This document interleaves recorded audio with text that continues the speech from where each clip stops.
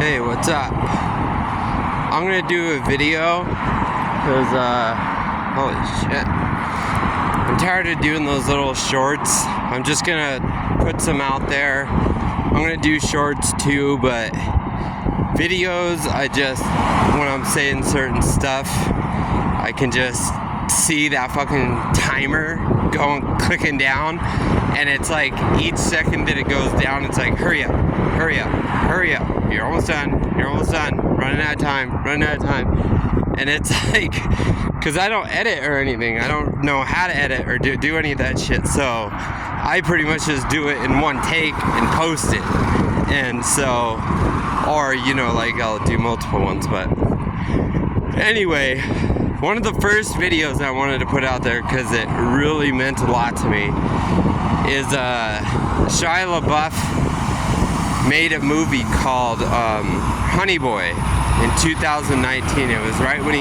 got out of rehab.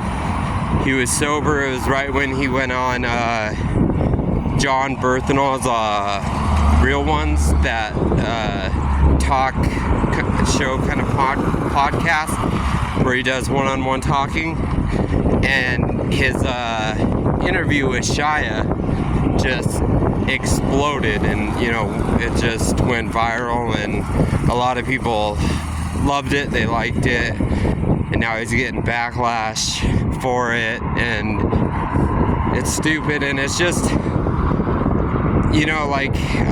don't know, but anyway, Shia LaBeouf, he made this movie, he wrote it about his life, because obviously a big part of his addiction is connected to his past life, like a lot of us that are addicts, and there's just so much that resonates with me, and it's like looking at my life.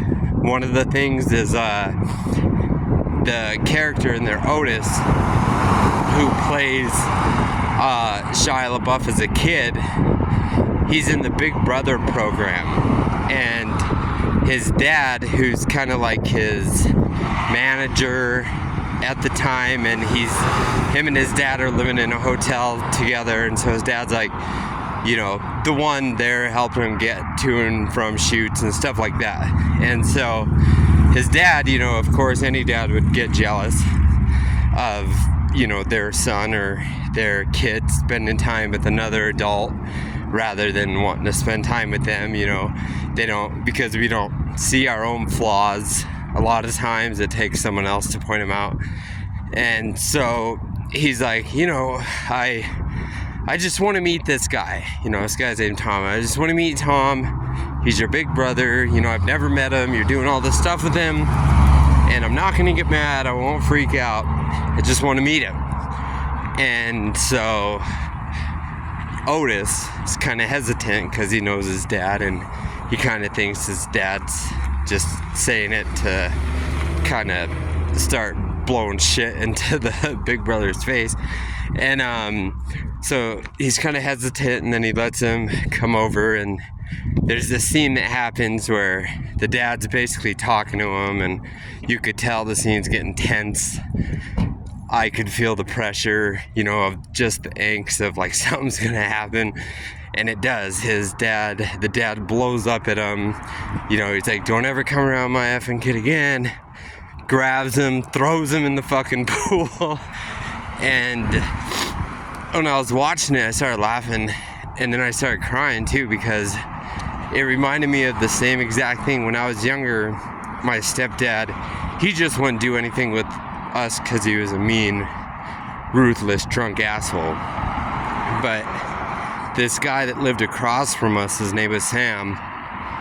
Sam came over one time, and he brought me a Nerf football. It was like a little tiny Nerf football that you throw around. And he's like, I always see you playing out here by yourself, and because I moved around a lot. I went to usually about 2 different schools every year. So every year I would change schools twice. And it was like that all the way up until 5th grade. So he's like, I know you don't got a lot of friends and, whatever. So I bought this for you, and we could play catch with it. And so he invited me over, a couple times. He would come by and say, you know, you got that football with you, let's play catch. And so we'd play catch in the backyard, stuff like that. And he was just really nice to me. He was the first kind of stranger that gave me anything, a gift, and who was just showed any kind of compassion for my situation that I was living in, because I was living in like a day-to-day hell that no one knew about. I mean, because my stepdad was very good at hiding all the fucking shit that he broke and all the bruises, and he was good at covering shit up and lying. And so he would always, you know, come play catch with me, and he would take me do stuff. And this one year he's like, I know you guys don't have a pumpkin, you guys don't have, you know, you don't decorate your lights with your apartment with lights for Christmas or anything. So, you know, I went out and got a pumpkin, a couple of them, and, you know, we could carve them together. And if you don't want to carve them with me, you and your family can carve them. You know, it gives the kids something to do. And my mom was really grateful. You know, she's like, thank you so much for bringing that over. And my stepdad came back that night. He never had a job. He would just go to the bar or go to a friend's who he could sit there and drink with all day. And then he would come home pissed drunk and beat up my mom or start fights with us, beat us up. So he came back and he was pissed off that pumpkin was there and that we were having a good time carving it. And he's like, who the fuck bought these pumpkins? And we're like, oh, Sam bought them. He brought them over for us. And he freaked out and he grabbed the pumpkins and he walked over to Sam's house and smashed them. He smashed one against it. I think he was trying to throw it through his front window, but the pumpkin broke. It was a pretty strong window, and he threw the other one at the door, the screen door, and it kind of broke the screen door, and both of them just busted all over the place. And we were crying, you know. My dad was like, don't ever, you know, get your own fucking family, this is my fucking family, you know, and blah blah blah. And we were crying and shit. And then about a week later we went to Pizza Hut to go eat. And when we were coming back, I thought he had hung Christmas lights up because I seen all this like red and blue lights. And so I was like, oh, he was talking about Christmas lights and stuff. Maybe he got Christmas lights and he hung them up. So I was all excited because where we were kind of living in this, it was just a tiny trailer court with just 4 trailers. But it was nestled down in this kind of grove, and you kind of had to drive down this little hill. It was behind the high school, and so you could just see the roofs of the apartments. You couldn't see the driveways because it was just a big open dirt lot, and that's where everyone parked.